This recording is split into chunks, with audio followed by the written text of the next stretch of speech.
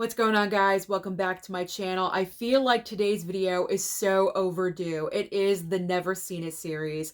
This is where I give you my thoughts and opinions about movies I've never seen before in my entire life. Do I love them? Do I hate them? But most importantly, do I recommend them to you? There's always a best and there's always a worst. Everything else kind of just falls in between.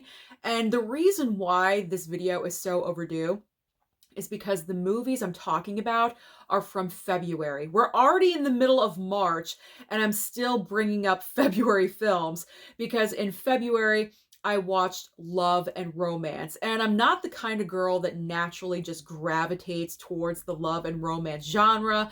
So I had a ton of romantic never seen it in my collection. And I got through some. I really did. So we got some never seen it out of the way in the physical media closet, and we're making progress. So that's always a good thing. Now, just to let you know, I do have a couple of movies that are not love and romance. They're kind of random choices. One is a comedy, one is a musical, because I just randomly picked something to watch a couple times. So it's not going with the theme, but that's okay. But the stack is huge, as always, so we got to get started and get into this, because I know you're dying to know my opinion about love and romance, because, I'm such an expert over here. Not really. That's sarcasm. Okay. My top choice is going to shock and surprise you, I think. Which movie was my favorite from the month of February? This film almost made me cry 2 times while watching it. Almost. I did not shed tears, but I almost did. And it's called The Best of Me. Have you guys heard of this movie? Probably not, because I feel like this film completely flew under the radar and no one talks about it. So I'm going to promote this film all I can. If I make a future underrated movies, which I most likely will in the future, this is definitely going to be included. The Best of Me was such a good film. Granted, it was very, very, I don't want to say cheesy, saccharine filled, because it's so sweet. You know what I mean? Like, it goes in certain obvious directions, if you will, but the way the entire film was put together, I just really highly enjoyed it. Now, this movie is another movie adaptation from one of Nicholas Sparks's books, and I believe he's the one that did The Notebook, correct? Like I said, I'm not really good with my rom-coms, so comment down below and let me know if I'm correct about that, but I believe I am. So this movie to me was more emotionally impactful than The Notebook. If you guys love The Notebook, you're going to love this, like, even more, because the story of this film is just, it's heart-wrenching. I don't want to say too much because I don't want to give away too many details. It's an older film, so it's not like spoiler territory or anything, but if you haven't seen it, it's one of those you have to see to appreciate and not believe, but like to appreciate and just really bond with, I guess. I don't know, but it's about young love. They get separated because of circumstances in life. It's one of those, but there's a twist in here in the movie that I kind of saw coming as soon as certain events happened in the movie. I kind of could guess where it was going, and I was absolutely correct. But the way this film came across, you're going to be crying your eyes out. So if you love The Notebook, if you love Nicholas Sparks's books, his films based on his books, you're absolutely going to love The Best of Me. So I really, really enjoyed this one. It wasn't like overly sweet and romantic, and that's probably, it was like just enough for me. So I think that's probably why I enjoyed it the most, because there's some romantic films, they're just overdosing with the love and the romance, and it kind of makes you sick. You know what I'm saying? So this one does not do that. So I loved it. My number one favorite from February. So definitely give it a watch if you have not yet, because there's probably a few of you collectors out there that have this sitting in your pile collecting dust. You picked it up at Dollar General or Big Lots like I did. Break it open and watch it. You will not regret it. Okay. So that's number one favorite. We can, it's all smooth sailing from here, I feel.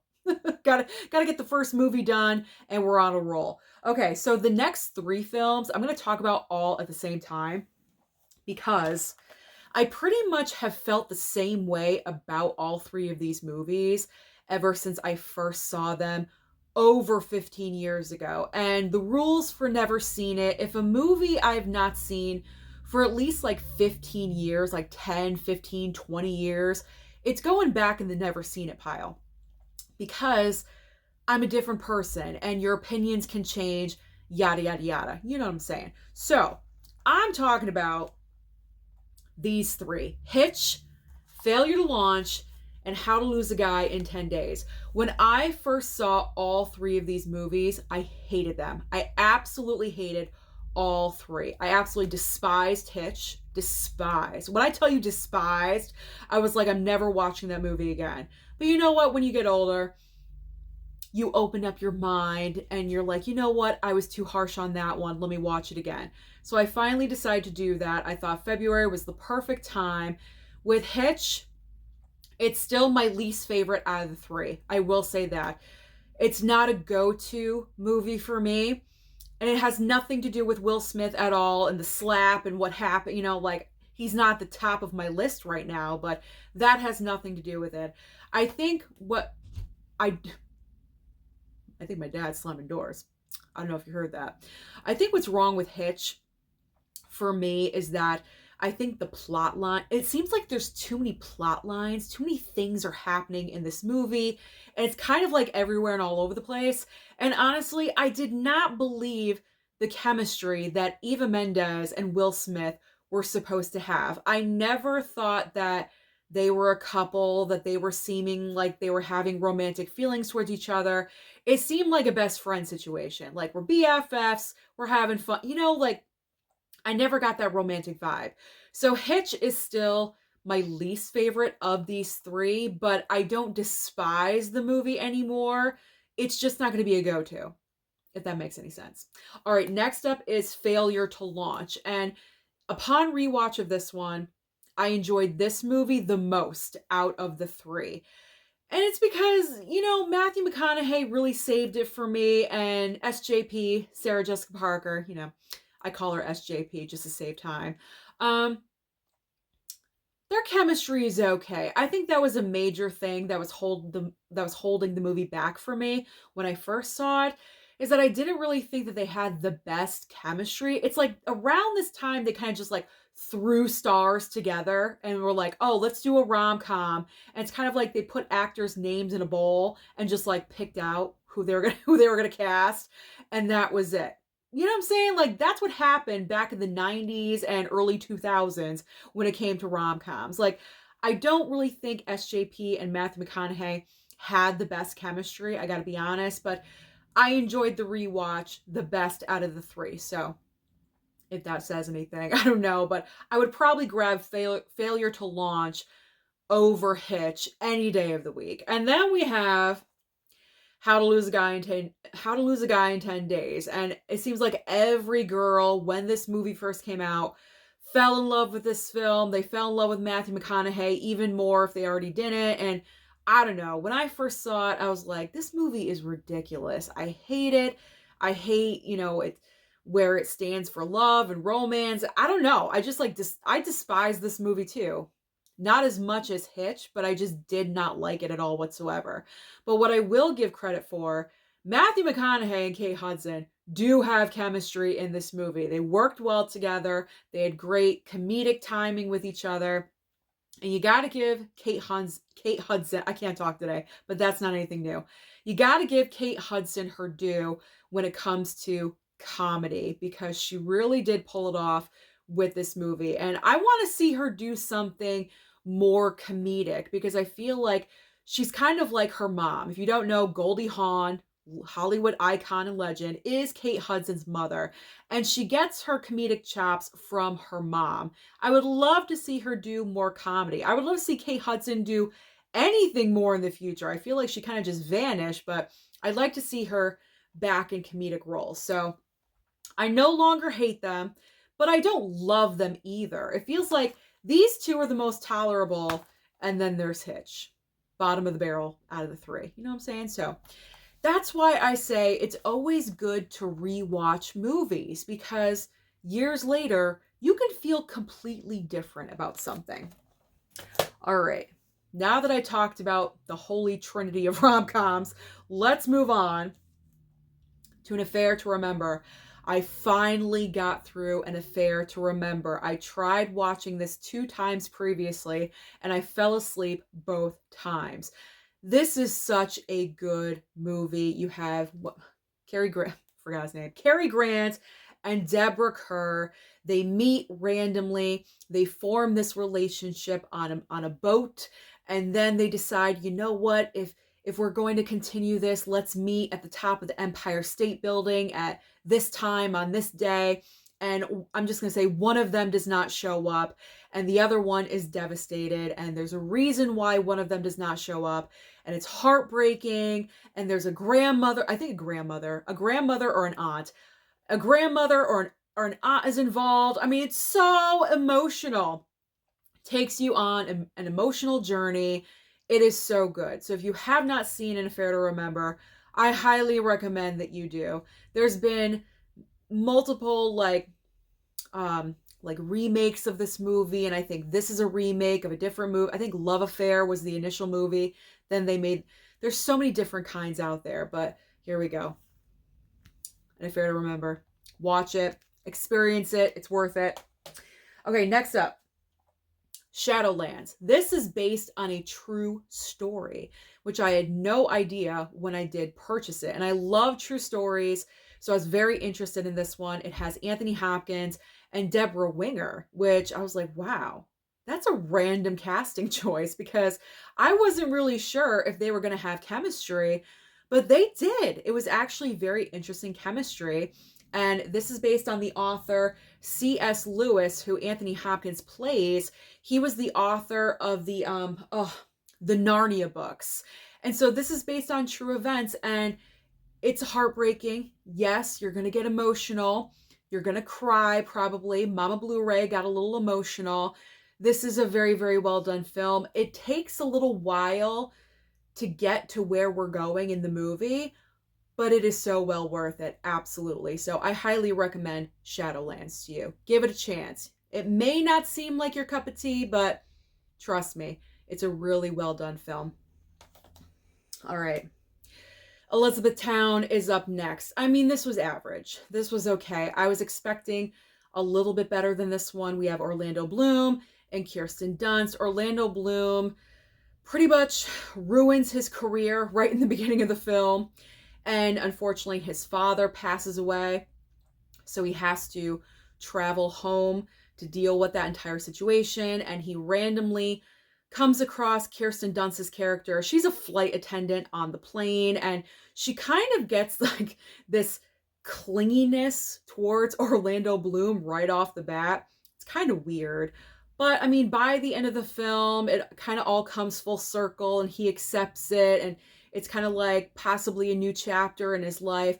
But this was just okay. I think like when this movie came out, there was just such anticipation for this film because it was brought to us by Cameron Crowe, who was responsible for Jerry Maguire. And that movie was so gigantic and so huge.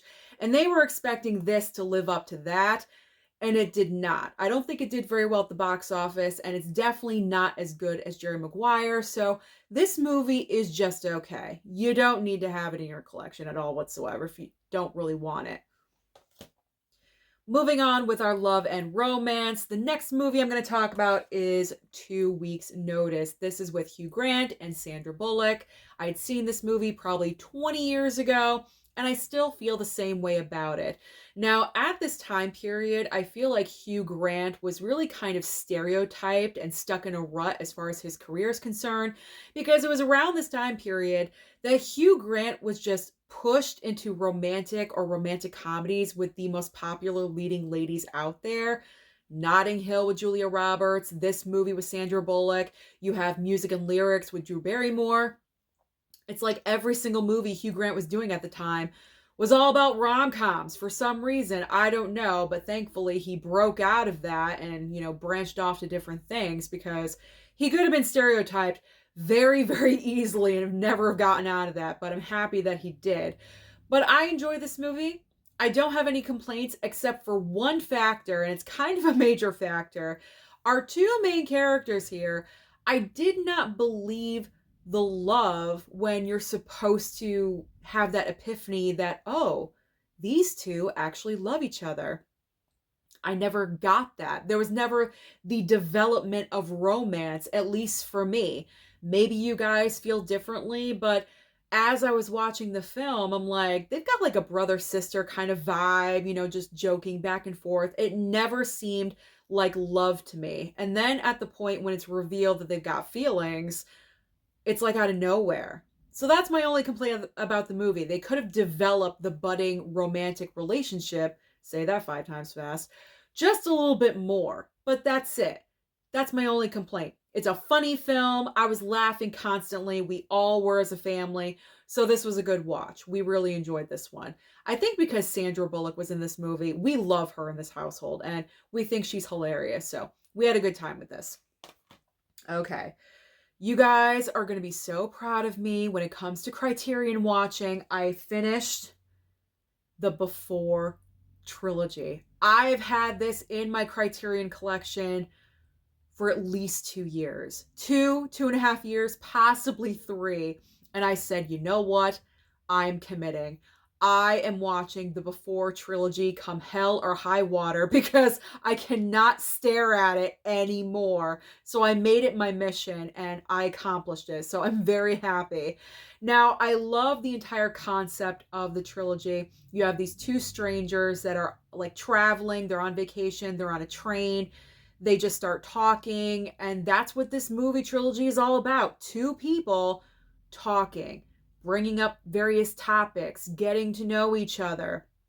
A lot of people might find that boring, but I found it refreshing because it seems like, all other movies out there, it's CGI, it's action, it's horror, it's this, but the complete simplicity of two people just carrying on a conversation, and it's really true, authentic, just two people with a conversation in the first film, because by the time we get to the third movie, there's other characters involved, not extensively, but they are in there.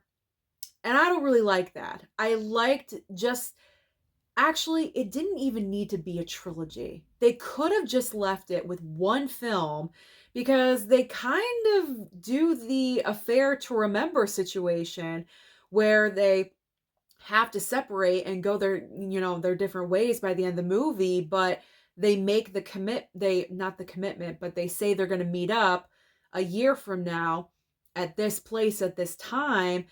And they should have just left it at that to make you wonder, did they show up? Did one show up? Did one not show up? Have that question lingering over your head. Why we needed to have a trilogy, I'm not really sure. Because to me, the first movie is the best. It's perfect, absolutely the way it is. Second film, I enjoyed it too. Third film, not so much. I thought the third film, having those other characters in there, even though they're not really like interfering with anything, I just didn't feel the need for them to be there. You know what I mean? Like it was kind of just unnecessary. So this to me, yes, it's a solid trilogy. It's solid. It's good. Yes. But the first film was indeed the best one. And to me, it should have been the only one. So, I do recommend the trilogy. If you collect Criterion, absolutely, I would recommend to pick this up, especially during the Criterion sale. You can get all 3 of these, in this box set for $55. So that's a pretty decent price. And just to show you how beautiful, these are, here's Before Sunrise. Look at that. That looks very, very nice. It's gorgeous. It's beautiful. So yes, it's wonderfully written. I will say that. It's excellently written. I'm just giving myself tongue twisters in this video. Why am I doing that to myself? It's a challenge. Okay. Let's move on, Susan, to this crazy thing. Wild at Heart. Now, I picked this up, obviously, because it's Nicolas Cage. Nicolas Cage and Laura Dern in Wild at Heart, this movie is crazy. There's like nudity. I mean, I don't care about nudity. I mean, I'm realistic, but it's like there's boobs for days in this movie. Laura Dern and Nicolas Cage are having sex all the time. I mean, all the time. And they're young lovers in this movie that they're kind of crazy. They're crazy and kooky and weird. It's not your typical like romance rom-com film at all whatsoever. So if you're expecting that with this movie, don't, because that's not what you're going to get. And Diane Ladd, who is Laura Dern's real life mom, plays her mother in this movie. She's so whacked out and weird and crazy. I did not like her at all. Apparently, I read on the back here that she was nominated for an Academy Award for this. Why? Because I did not like her I found her annoying in this movie. I did not like her at all whatsoever. I mean, that was probably obviously the point, but it was a no for me. I did not like her character at all. I can't really go beyond this because I fell asleep. I fell asleep during this movie, a little bit in the middle, but it's not for everyone. It's definitely not for everyone's taste. I would say pick it up if you are a Nicolas Cage fan. I am, so yeah, it's in the collection. I'm not going to get rid of it. It's David Lynch. So if you're a major David Lynch fan, yeah, add it into your collection. But other than that, you don't need this. You don't. It's just it's so out there and so crazy and so weird. It's definitely not everyone's taste. All right. Up next is So Evil, My Love. This is a Kino Lorber title that was sent to me. I think Jasmine sent this over. Don't quote me on it, but I believe she did. And if she did, Jasmine, thank you so much for sending this over. Whoever sent this over, if I'm mistaken, because this was a great movie. I loved it. Great black and white film. No stars that I recognize, so I can't really say anything much about the stars and their past history and everything. But the plot line of this movie was so good. You have the leading man. He is a criminal and he is a murderer, and he kind of corrupts the leading lady. They meet, and I'm trying to remember correctly because it's been a while since I've seen this. Hold on. I'm reading the back. It says an innocent woman falls under a villain's spell. That's right. It's a captivating thriller of obsession and deceit. And that's a perfect description for what this movie is, because you have the leading lady that is a widow, and she kind of owns, like, I guess she turned her house into like a boarding house situation. So she has other people like renting out rooms in her house. And the leading man, the villain in the situation, is one of the boarders. And she winds up falling in love with him. And what happens is he uses her to get what he wants. And I'll just say she comes to realize this. That's all I'm going to say. That's all I need to say. This was a great movie. I highly recommend. I feel like no one ever talks about this movie either. Does anyone know about this movie? During the next Kino Lorber sale, if this is available, please do yourselves a favor and pick this up because it's such a great film. And how long is it? 109 minutes. Very quick watch. There we go. Not even 2 hours. So I highly recommend, really recommend this one for the Kino Lorber sale. I'm having a go of it today, but that's just me. So we're just going to press on here. All right, Eternal Sunshine of the Spotless Mind, another Kino Lorber, this time 4K upgrade. So this movie I have seen before. This is actually one of my favorite Jim Carrey performances because this is a drama. He's not his usual out there, funny, comedic Jim Carrey self that we all know and love and kind of expect in every single movie. He is dramatic. There's nothing funny that he portrays in this film at all whatsoever. It's about the destruction of their relationship. Kate Winslet is also in this film. I love her in this movie. She's so weird and eccentric and just, different color hair every 2 seconds in this movie. And it's all about their relationship and how it just crumbled and how they dealt with that and how he's feeling about that. And I have obviously seen this movie before, but not the 4K upgrade. And this actually looked really, really nice. I highly recommend that you pick this up if you can. You probably can. but I do recommend it because it's such a well done movie. It's different in its storytelling. It kind of, moves and then it works backwards, but once you're done with the film, it all makes sense. It all falls into place and you completely understand what was going on the entire time. So it's definitely different, but I highly recommend it for you. The next movie I'm going to talk about is actually one of the films that is not focused on love and romance. It is a plain comedy, which I love to watch. I love to watch comedies. And how better can you get than Eddie Murphy and Martin Lawrence together in Life? I thought this was really funny. There's really nothing negative that I can say about this movie. It's just a fun comedy, and that is what you need sometimes. So I recommend Life, absolutely. If you're an Eddie Murphy fan or Martin Lawrence, then you're going to enjoy this one. Absolutely. So this was a lot of fun. Again, nothing negative because I didn't take this movie too seriously. I just accepted it for what it was, and I had a good time with it. Okay. Sweet Home Alabama. Can you believe I've never seen Sweet Home Alabama before? I love Reese Witherspoon. I love Reese in a great comedy, rom-coms, everything like that. And Sweet Home Alabama is definitely one of her better ones. I thought this was a pretty decent movie. Really, nothing negative to say about this one either. It's one of those like rom-com staples, like you have to have certain rom-coms in your collections. And I would consider Sweet Home Alabama to be one of those because she's, wanting to be someone different. She's kind of embarrassed of where she comes from. She goes to New York City to be, a fashion designer, a famous fashion designer. She has aspirations to become something that she never thought she was going to be. And of course, she has like her past that she has to deal with in this movie. You have Patrick Dempsey in here, and I never remember his name. What's the other guy's name? What's his name? Josh Lucas. I can never remember his name for some reason. Josh Lucas is a very important part of her past. If you've seen the movie, you guys know. So I really enjoyed this one, and I'm looking forward to watching it again sometime in the future. It was fun. Had a good time with that.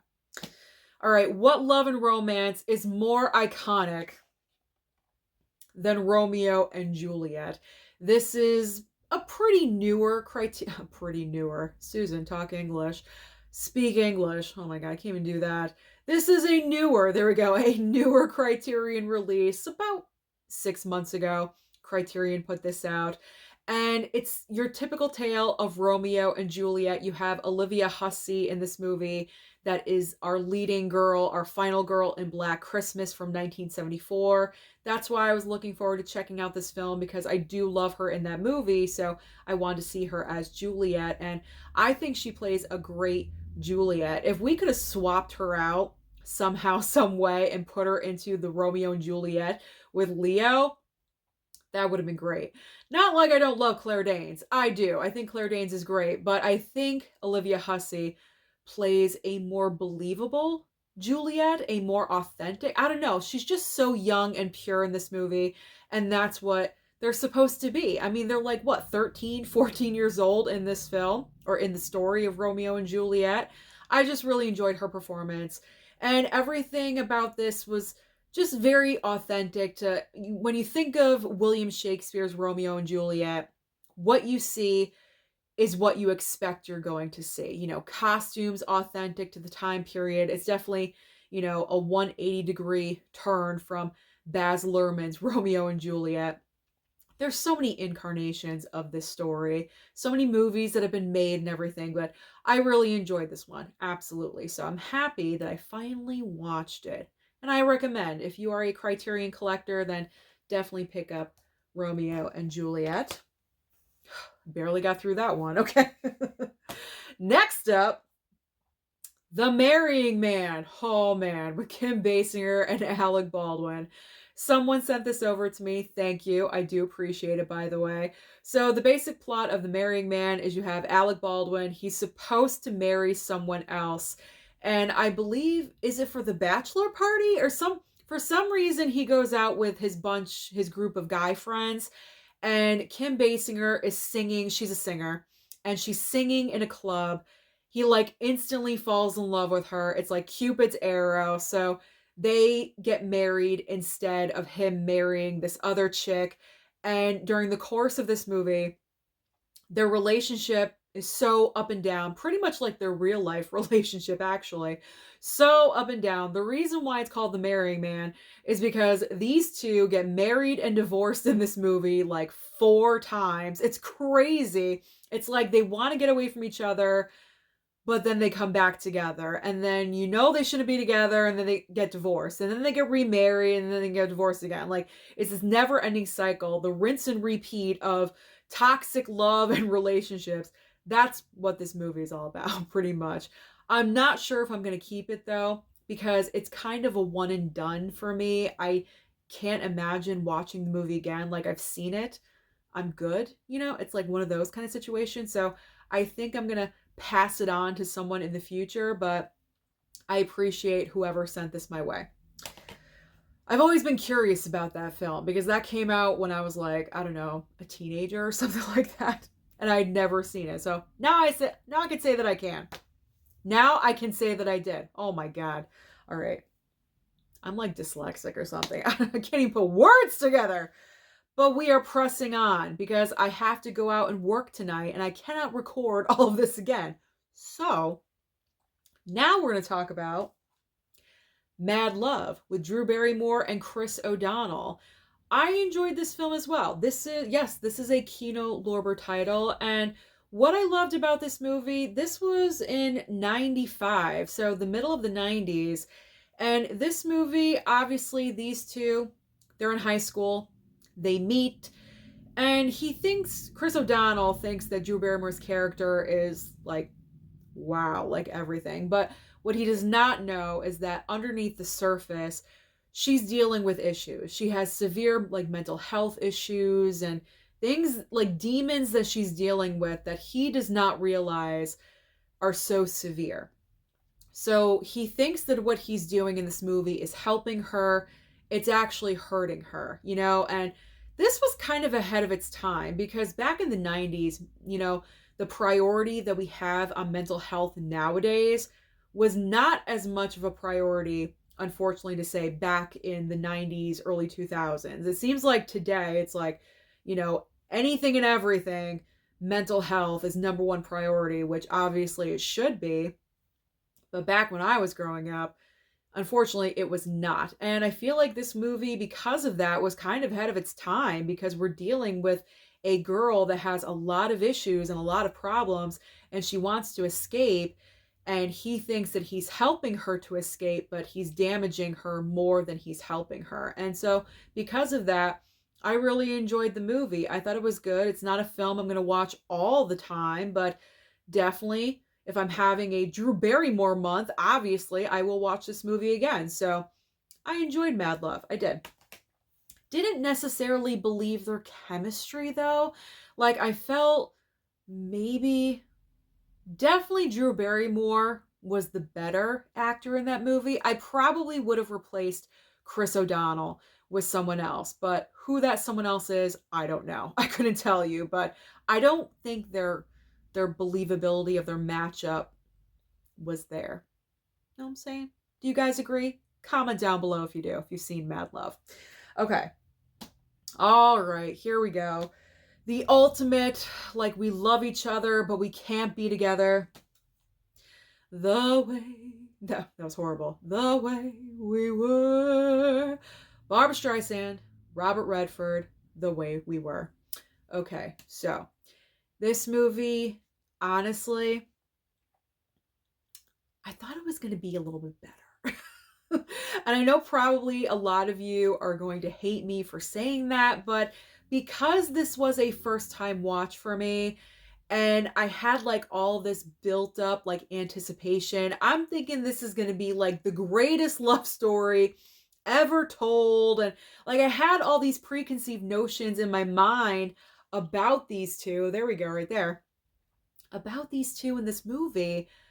It's just an okay movie to me. Yeah, it's about this couple, like random, he's like the pretty boy and, she's the, I hate to say ugly duckling when I'm talking about Barbra Streisand because I think she's beautiful, but she's the not so obvious beautiful girl over in the corner that guys, glaze over, that don't pay attention to, and she's very high into, or very high, no, very much into politics and human rights. She's an activist. There we go. She's a major activist, and these two could not be more different. But for some reason, somehow, some way, they come together in this movie. They got a lot of complicated issues and stuff going on in this film. And by the end of it, if you've seen it, you know what happens. But in my mind, I like built it up and I'm like, oh my God, it's like the ultimate romance. But by the time it ended, I'm like, okay. It was all right. It was good. I wasn't like, wow, that was, I didn't shed a tear, like I wasn't clutching my pearls or anything. I was like, like anything like that. This was not that kind of situation. So I'm happy I have it. Yeah, absolutely. But it wasn't like the be all end all, at least for me. At least for me. That's my opinion. So you don't necessarily need this in your collection, but if you're a fan of Barbara, absolutely, you need it. Everyone has their different fan bases. So if you love Barbara, you need that in your collection. All right.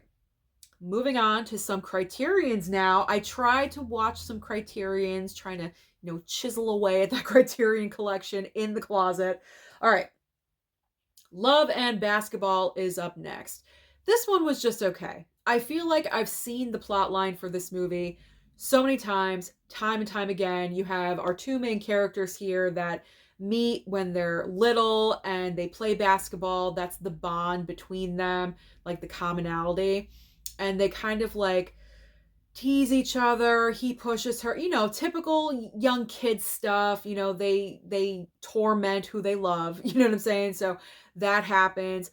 They grow up a little bit. They realize they have feelings for each other. They go to college. They're together. They're playing basketball. It is the story of their love and also their basketball careers, I guess, at the same time, how each one is evolving. One is not. And it's like the entire journey of what's happening. But I mean, there's nothing like there's no wow factor with this movie for me. It's a basic story. I know some of you commented when I showed this off. You were so excited. You love this movie, and that's great. I don't love this movie. This was just okay for me. It was just okay. So I don't love it. I don't hate it. It falls in the mid. It's mid for me. It's mid. All right. What's up with the Laura Dern titles? Can I just tell you? Because, we had, what was it? Wild at Heart with Nicolas Cage. And now we have Smooth Talk with Laura Dern and who is that? Treat Williams, I believe. Yeah.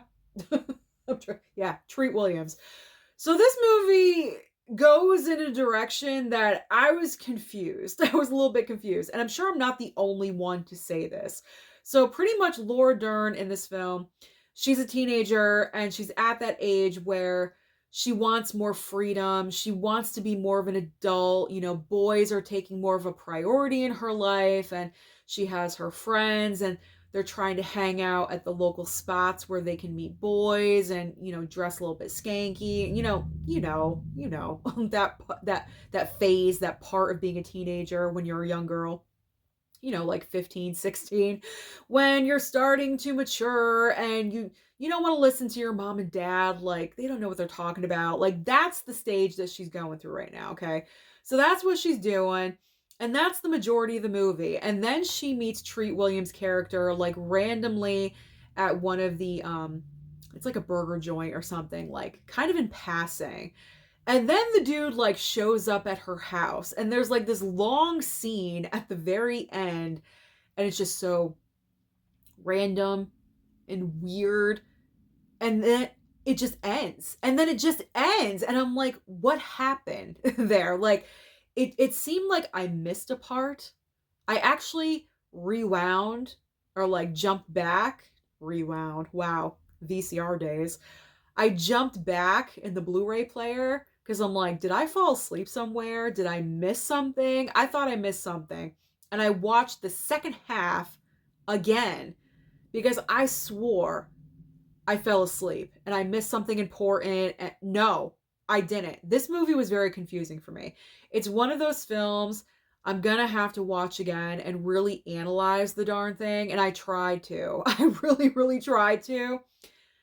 But it's just weird. That's all I can say. It's just, is this based on something? I think it's based, yeah, it is based on a book. Okay, so it does have the book before it. And I think something something occurs in the book that's different than the movie, if I'm remembering correctly. And that was kind of like a question of should they do that or should they not because of the big change and everything. Like, I feel like to understand this movie and this review, you need to read the book to fully get what's going on here because the second half of the film, I'm lost. Like, I don't know as soon as Treat Williams shows up, I'm lost. Like, I don't get it. He's like stalking her. Is he like the devil or something? Like, I don't know. It's very confusing. It's very confusing. So I can't really say 100% that I enjoyed it because I was confused half of the movie. So how can I enjoy it when I'm confused? I feel like if I read the book, that would really help me out a lot. But until I do that, which is probably going to be never, this is going to be like just okay. So this one's just okay. It wasn't everything I thought it was going to be. Trust me. Okay. So now we are switching gears to a better criterion. It is called The Heiress. And I really, really enjoyed this one because you have Olivia de I can never say her name. Olivia de Havilland. There we go. She was in Gone with the Wind, people. That's where you know her from. So she's in this movie.